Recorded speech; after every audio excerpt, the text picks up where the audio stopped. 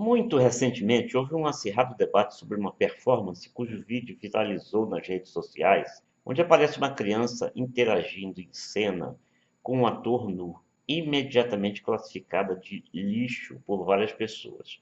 Não faltou quem passasse a defender a volta aos tempos nefastos da ditadura, em que grupos de pessoas supostamente dotadas de capacidade superior à dos demais mortais se diziam no direito de autorizar ou vetar aquilo que poderíamos ou não assistir. Bastou eu concentrar minha postagem em torno dos aspectos relacionados ao conceito de arte e de repúdio à censura, recusando-me a analisar apressadamente a presença da criança no palco, para que um pequeno grupo de pseudo-moralistas, nitidamente analfabetos funcionais, passasse a me atacar cobrando de mim um posicionamento sobre a presença dessa criança em palco, o que eu me recusei a fazer, ciente do grau de superficialismo, ignorância e hipocrisia de que padecem muitos dos que me atacaram por uma suposta omissão. Não é preciso mencionar que muitos desses moralistas, entre aspas, evidentemente, não têm a menor noção de como educar seus próprios filhos, embora se arvorem em pretensos educadores dos filhos dos outros. Desse grupo participam, obviamente, sem querer generalizar, como eles próprios costumam fazer, os machistas que cobram postura ousada ou mesmo obscena dos filhos homens como demonstração de macheza diante de uma mulher. Não é difícil supor que a reação seria diversa, por exemplo, se houvesse no palco uma criança do sexo masculino tocando o pé de uma mulher nua. Situação em que muitos até incentivariam essa criança a ser mais ousada nesse toque sutil para comprovar-se macho. Em primeiro lugar, uma breve manifestação em relação ao aspecto arte, já que este não é o tema do canal. Todos podemos nos pronunciar sobre a nossa visão em relação a cenas como essas. Podemos classificá-las como de mau gosto, esteticamente duvidosa ou, ao contrário, encaixada no conceito de arte. É um julgamento individual a que cada um tem direito num país que se pretende democrático. Mas daí a querer impor aos outros o seu próprio julgamento de arte ou de não arte, já deixa evidente a postura de arrogância e de obscurantismo, ou mesmo de total ignorância em relação a manifestações artísticas que atravessaram os séculos com a presença do nu e que sempre se destacaram entre os críticos como exemplos de arte indubitavelmente dotadas de alto valor estético.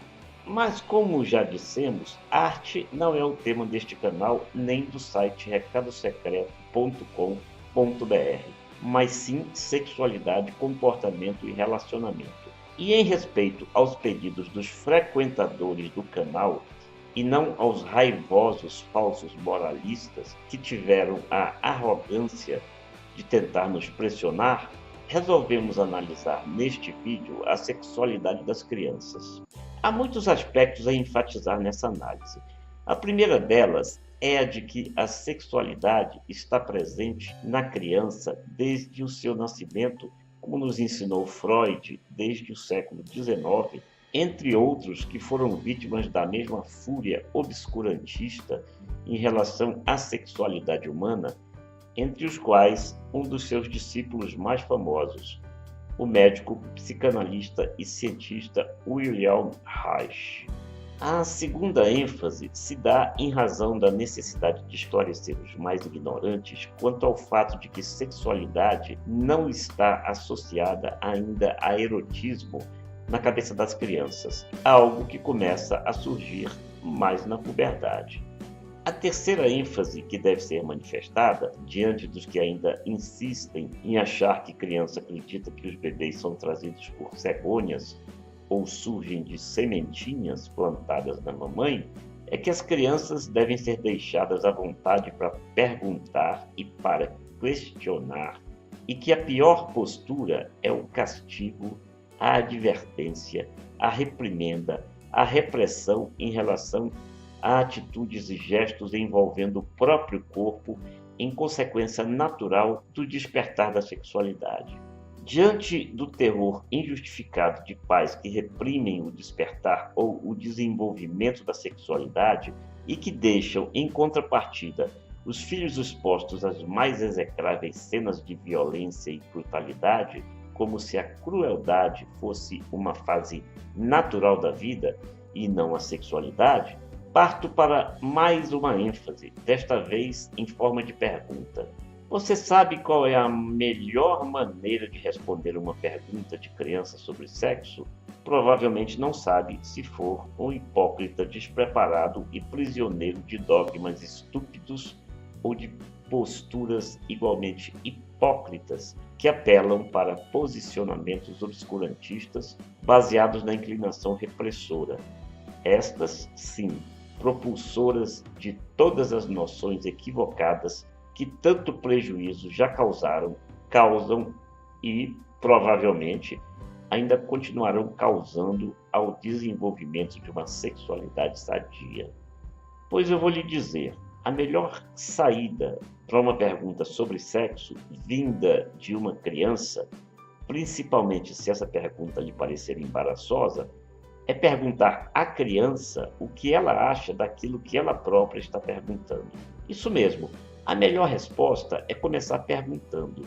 Isso se chama procurar conhecer o universo de conhecimento dessa criança sobre o tema sexualidade, que varia de criança para criança, mesmo entre crianças da mesma idade, da mesma forma que varia entre adultos, sabendo-se que mesmo marmanjões arrogantes tantas vezes não sabem nada sobre sexo.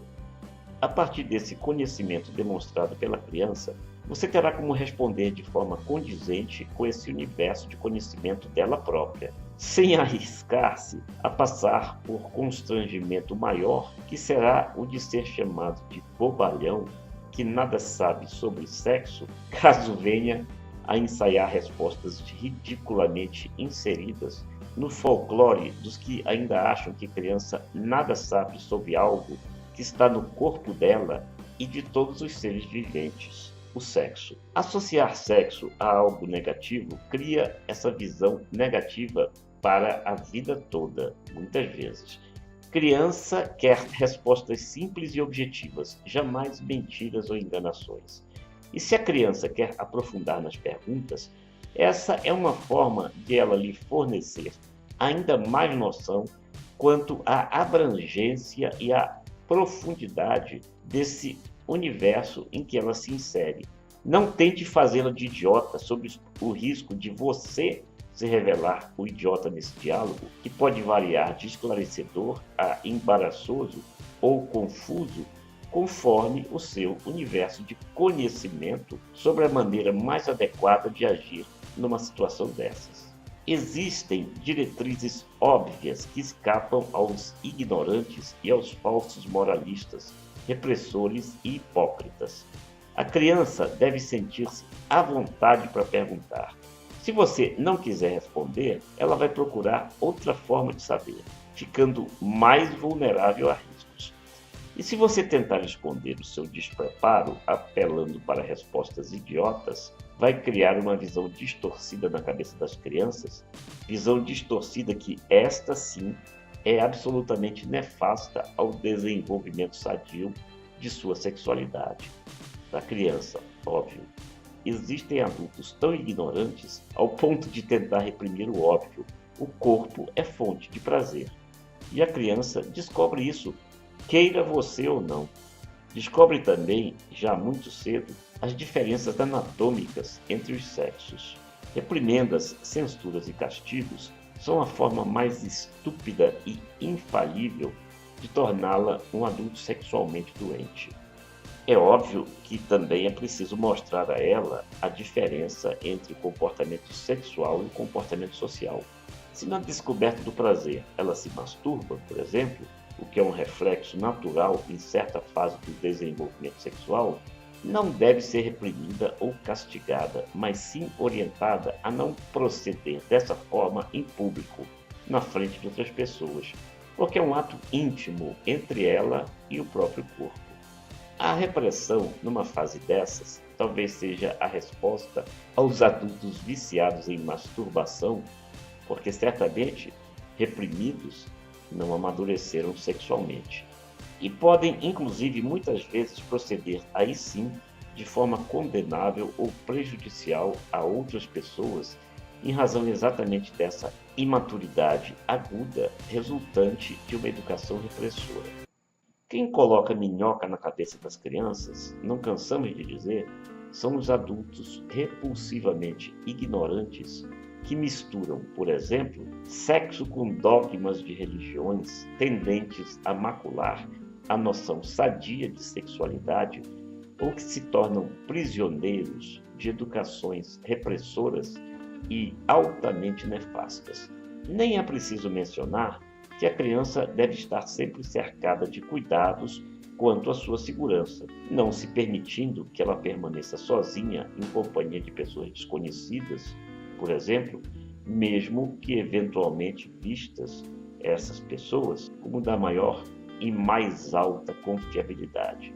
Abusos sexuais e crimes são costumeiramente cometidos por parentes e pessoas próximas, mas não é através de uma educação repressora que esses cuidados se tornarão eficazes. Muito pelo contrário. Não é o conhecimento que leva ao risco, mas sim a ignorância, a desinformação e a falta de orientação.